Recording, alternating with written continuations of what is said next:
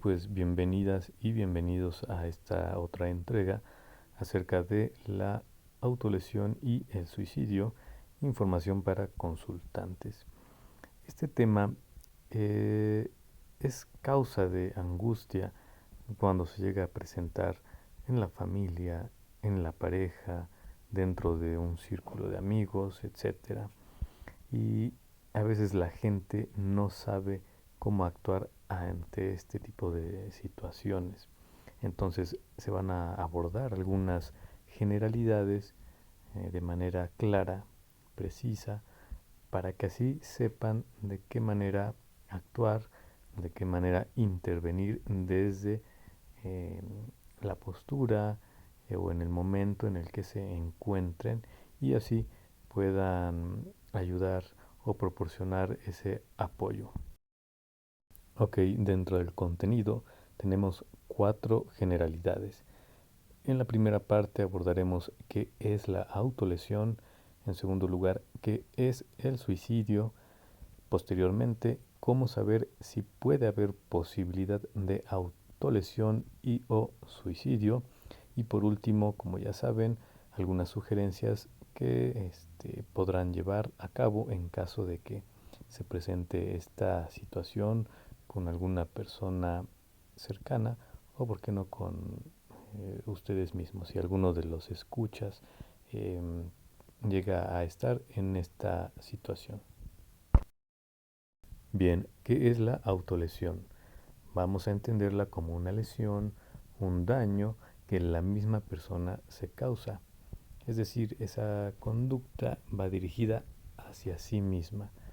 El ejemplo más común, más típico, es el llamado cutting, donde la persona se lastima con un objeto punzocortante, ya sea las piernas, las muñecas, los brazos, el pecho, en fin, puede ser prácticamente cualquier parte del cuerpo.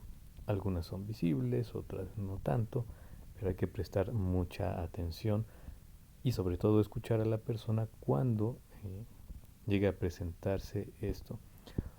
O bien, por el otro lado, envenenamiento, que puede llegar a tener un resultado fatal, ¿sí? Ahora, lamentablemente ya hay casos donde se llega a presentar esta situación a partir de los 8 años, ¿no? Pero puede ser a los 9, a los 10, 7, ¿sí? Ya hay casos lamentablemente donde se presenta a menor edad.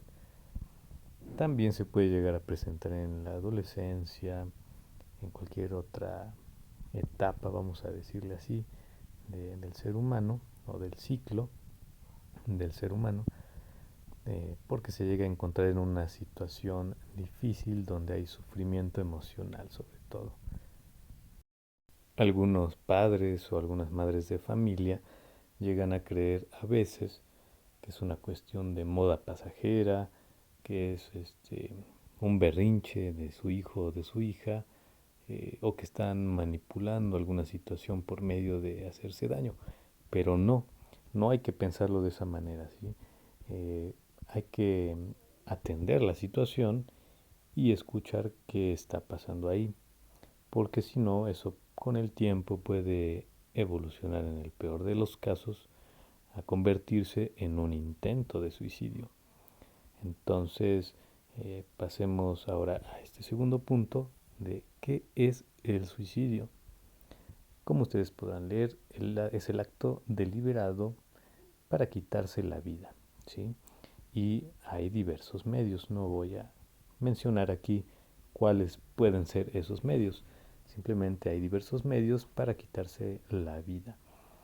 Y también, ya lamentablemente, como mencionaba, desde más pequeños ya hay evidencia, ¿no?, que han tenido intentos o lo han llegado a consumar, el suicidio. Por eso es muy importante detectar esas señales, y es que a veces no son tan evidentes. Unas sí, pero otras no. Pero basta con una señal para que vayamos a indagar más qué está pasando en esta persona. Y así podamos ir jalando como ese hilito escuchar, escuchar, escuchar para intervenir, hacer algo al respecto. A muchas personas a veces les da miedo entrar en estos temas precisamente porque no se sabe qué hacer o les llegan a decir échale ganas, es que no quieres aprovechar la vida, eh, eres un cobarde, no sé, puede haber muchas palabras, pero eso en vez de ayudar tiende a empeorar la situación. Hay que ser más comprensivos en ese aspecto y movilizar. ¿A qué me refiero con movilizar? Poner en marcha esa ayuda y también que la misma persona que ya sea se esté autolesionando o tenga ideación, pensamiento de suicidio, vaya a hablar con el profesional de la salud mental. Para eso estamos en los consultorios, entre otras actividades también, pero vayan a consulta. En una ocasión me tocó tratar un caso de una chica de 24 años de edad que había intentado suicidarse y su madre ya estaba muy desesperada, no sabía qué hacer y ella me refería que, o sea, la mamá me refería que inmediatamente cuando saliera del hospital la iba a llevar a encerrar a un psiquiátrico, cuando ni siquiera le había dado la oportunidad a su hija de escucharle. Ni ella misma la había escuchado y tampoco eh, un psicólogo o una psicóloga le había escuchado. Entonces, pues no es lo más ideal en ese caso. Primero hay que escuchar, evaluar y valorar, ¿sí? Porque si no, es una manera muy impulsiva, muy arrebatada eh, de cortar de tajo la palabra de la paciente. Entonces hablé con la madre en esa ocasión y bueno, ya se llegaron a tomar otro tipo de decisiones. Recuérdese que lo que subyace comúnmente es el sufrimiento emocional donde la persona ya no ve otra salida, ¿sí? Por ejemplo, esta paciente decía que la única manera de ya no sentir eso era quitándose la vida. Pero afortunadamente, tras la intervención, bueno, se abrieron, como les decía, otras posibilidades. Sigamos. ¿Cómo saber si puede haber posibilidad de autolesión o suicidio?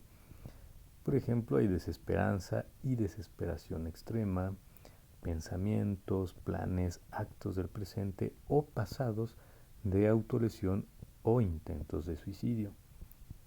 Actos de autolesión con signos de envenenamiento o intoxicación, hemorragias por heridas que se haya causado la misma persona, pérdida del conocimiento, ya sea por ingesta excesiva de algún medicamento, de algún químico, y también se llega a presentar cansancio o somnolencia extremos.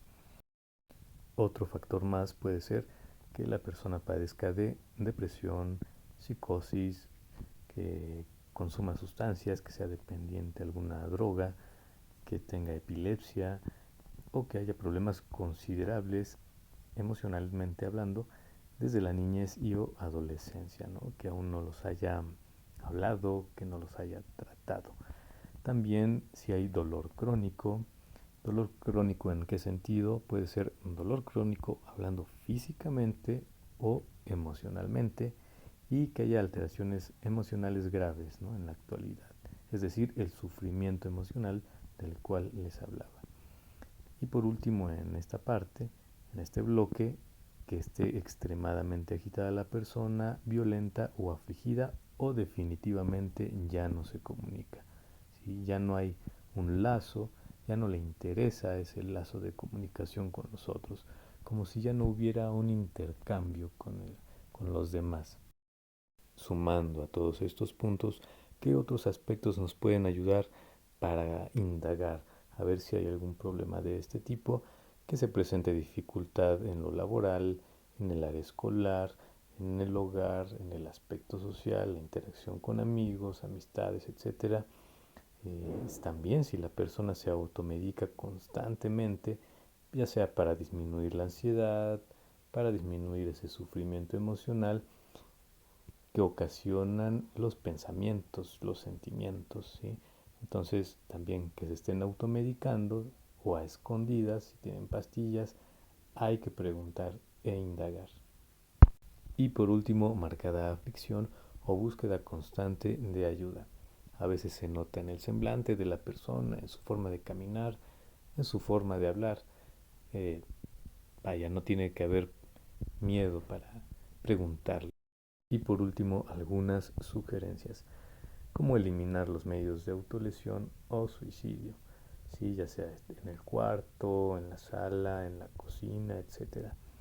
Consultar a un profesional de la salud mental para que se aborde lo más rápido posible esta situación y prevenir algunas cosas innecesarias, crear un entorno seguro, un área tranquila, darle acompañamiento al familiar o al amigo, no dejarle solo, sobre todo cuando ya haya tenido un intento de suicidio, escucharle, hablar del tema y no se espanten en preguntarle qué siente, qué piensa o por qué ha querido hacer eso. Eso no va a causar un suicidio, ¿sí? A menudo disminuye esa angustia y entonces hablando, comunicándose, se empiezan a abrir otras posibilidades y evitar el ser hostil o criticarle a la persona. Bien, el tema es mucho más amplio, pero estos puntos pueden llegar a orientar para saber qué hacer en estos casos. Si tienen dudas, preguntas, sugerencias o comentarios, pueden hacérmelos llegar por los medios de contacto. Hasta pronto.